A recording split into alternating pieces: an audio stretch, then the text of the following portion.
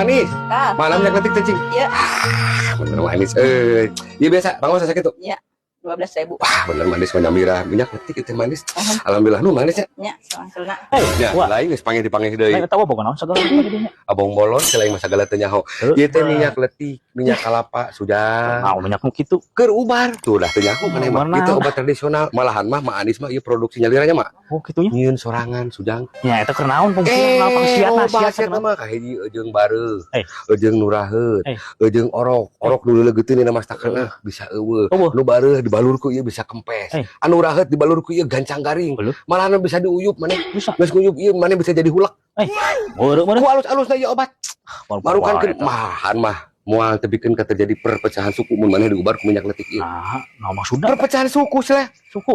Rameheun. Ya heuh. kebenaran tuh. Ujang. Teh. Perpecahan antar suku. Lain mah Suku bisa cager ku ieu. bisa.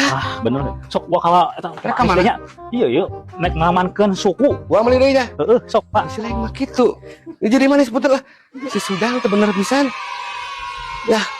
Tah kitu palawargi ieu teh minyak letik obat tradisionalnya nu diproduksi ku Ma Anis. Nah, warung Ma Anis anu produksi minyak letik nu alamat tadi Cikedok Situraja RT 1 RW 1 Situraja Sumedang.